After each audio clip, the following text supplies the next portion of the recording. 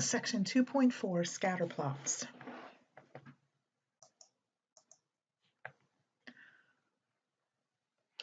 Correlation. A correlation exists between two variables when the values of one variable are somewhat associated with the values of the other variable. Linear correlation exists between two variables when there is correlation and the plotted points of paired data result in a pattern that can be approximated by a straight line. A scatter plot or scatter diagram is a plot of paired quantitative data with a horizontal x-axis and a vertical y-axis. The horizontal axis is used for the first variable and the vertical axis is used for the second variable. Here's an example of a scatter plot of waist and arm measurements. And we see here a distinct pattern that suggests there is a correlation between the waist circumference and the arm circumference. As the waist circumference increases, the arm circumference tends to increase also. In this picture here, we see the body weight and the pulse rates. And here we don't see any distinct pattern. It appears to be no correlation between body weight and pulse rates, as we would expect. The linear correlation coefficient, R, is denoted, it measures the strength of the linear association between two variables. And it's computed from the data, and the value will always be between -1 and +1. If the correlation coefficient is close to -1 or close to +1, there appears to be a correlation. If R is close to 0, there does not appear to be a linear correlation. An example, look at the correlation between shoe print lengths and heights. And so we have 5 pairs of data here, and we've got their shoe print lengths and their heights. And we're going to create a scatter plot in StatCrunch. I entered the data into 2 columns. Then I selected Graph Scatter Plot, identify the X variable. We're going to use the shoe print length, and the Y variable, the height. So we're trying to use the shoe print length to look and see what happens to the heights. And here's a scatter plot. Now we don't have a lot of data, but we do see as the shoe print length increases, the height tends to increase. But again, the sample size is very small. To calculate the correlation, we have the data. We go to Summary Stats Correlation, identify the columns. When you do correlation, you don't have to identify an X and a Y. You simply identify 2 variables. And here's our correlation. The correlation between shoe print length and height is 0.0591. I'm sorry, 0.591, that should say down there. The table provided below shows paired data for the heights of a certain country's presidents and their main opponents in the election campaign. Construct a scatter plot. Does there appear to be a correlation? So I'm going to go ahead and open up the data in StatCrunch, and you notice they have the little icon. When you click on this to open the data file, there's an icon to open it up in StatCrunch. I'm going to go to Graph Scatter Plot, select the X and the Y, and then Compute. And here's my scatter plot. And if I look across the pictures here, I want to pick the one that looks the closest to the graph that I see. And I notice the scaling is a little bit different. These graphs up here are scaled from 160 to 200. Mine are going from about 170 to 195, so slightly different scaling on the axes. But I still can pick out the pattern. And if I were in my stat lab, I'd be able to make these larger. The graph that actually is the closest to this one is C, matches graph C.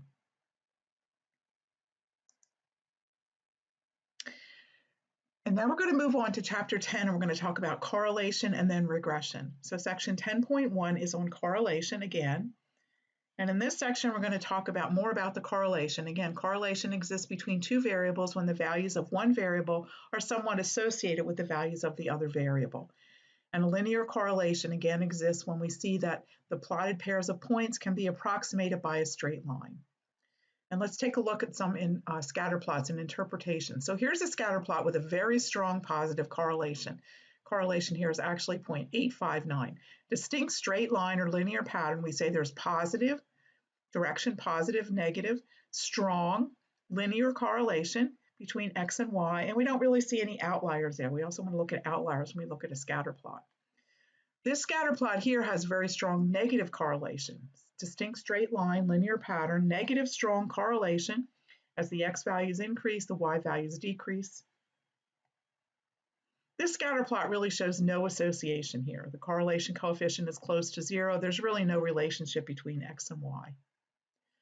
This one has a relationship, but it's not a linear relationship. We notice there's definitely a curved relationship, but remember, correlation coefficient is measuring the linear relationship between the variables. Measure the strength of the correlation coefficient here, and we've got 4 pictures here, the ones we just looked at, and it gives you a nice picture of what the different correlations would look like in relation to what the graphs of the points would look like. So again, the linear correlation coefficient measures the strength of the linear correlation between paired quantitative x and y values in a sample. And here's some of the symbols that we're going to use, the notations. We have n pairs. This is a summation sign. This is summation of x's, summation of x squared. This last symbol means sum the x's up and then square the sums. And then we sum up what we call the cross products, x times y for each observation, and then add those products up. R is the linear correlation coefficient for the sample, and rho, which is actually a Greek letter, not P, but rho, is the correlation coefficient for the population. And given any collection of paired quantitative data, the linear correlation coefficient can be computed, and there's some assumptions here, some requirements. The sample should be a simple random sample, and we want to look at the scatter plot to see that we have a somewhat straight line relationship, that there's a linear relationship. And we also want to take a look at whether or not there are any outliers. And if we see outliers, we may want to remove those from the data before we do the calculations. And here's the formula.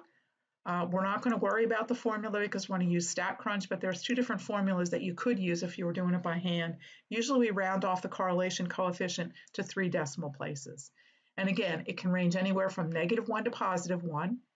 If all the values of either variable converted to a different scale, the value of R does not change, and the value of R is not affected by what we pick for X or Y. In a minute when we get to regression, it will be very important to select the correct X and Y variables. It measures the strength of a linear relationship. It's not designed to measure the strength of a relationship that's not linear, and it's very sensitive to outliers.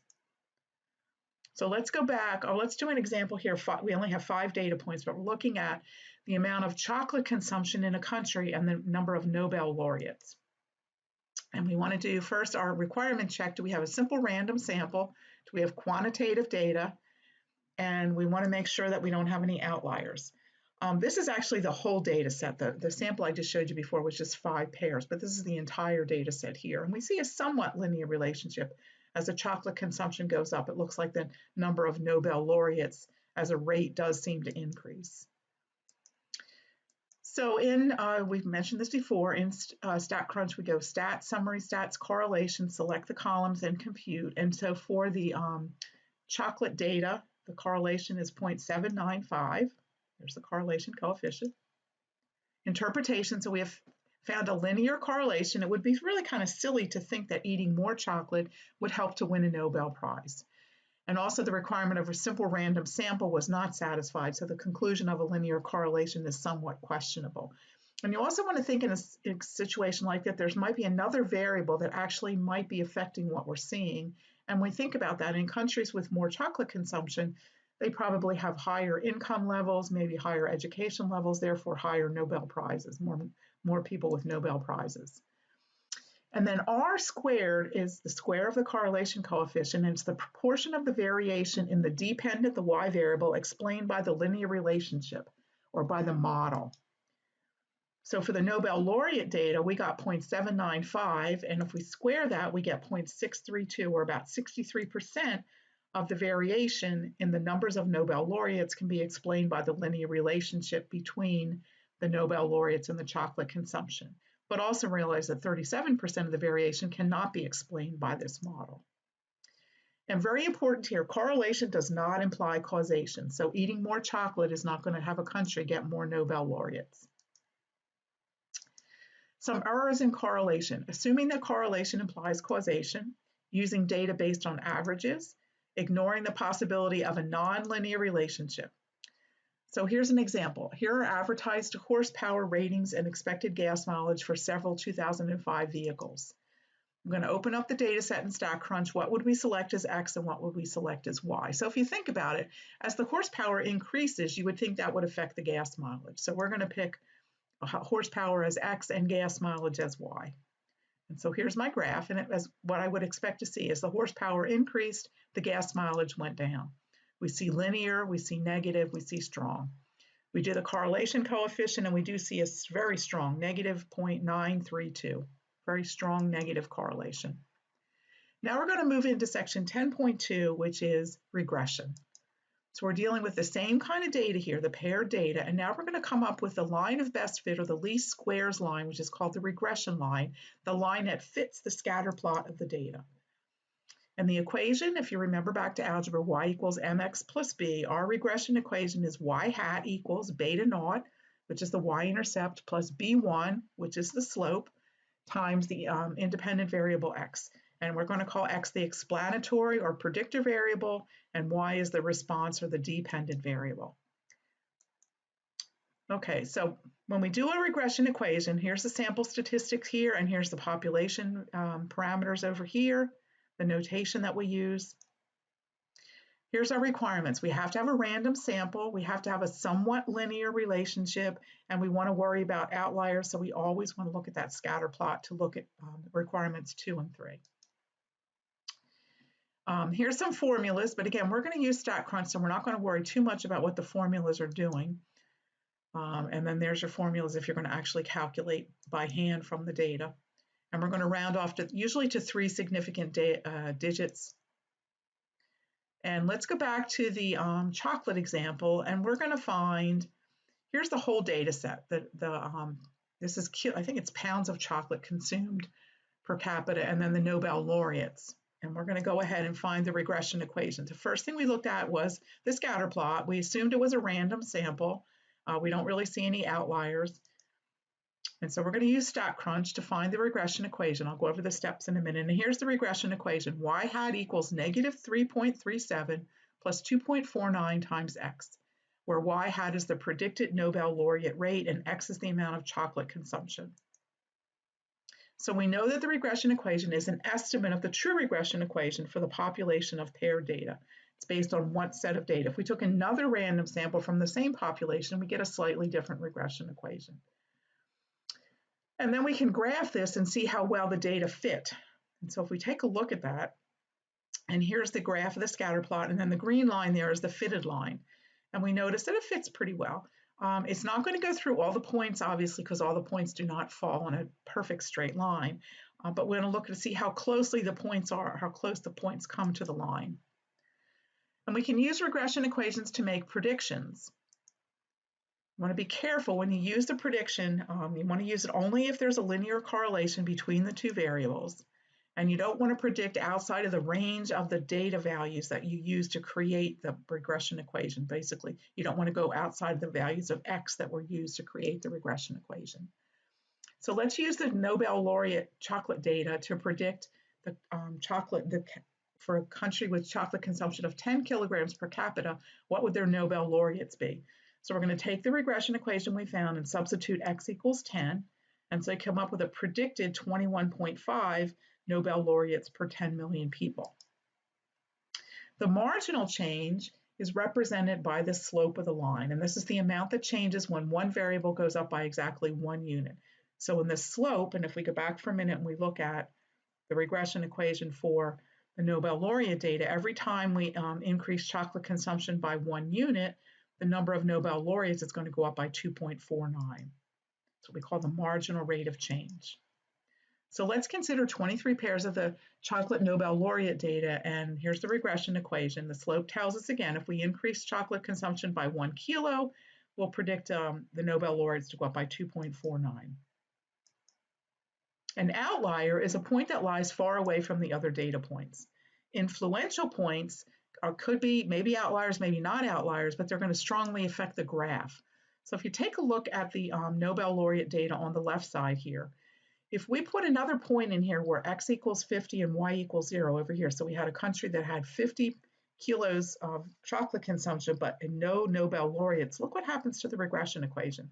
Dramatically changes it. That's what we call an outlier. We also call it an influential point. It's really changed the slope of that line dramatically. We would not want to include that influential outlier point in our data set.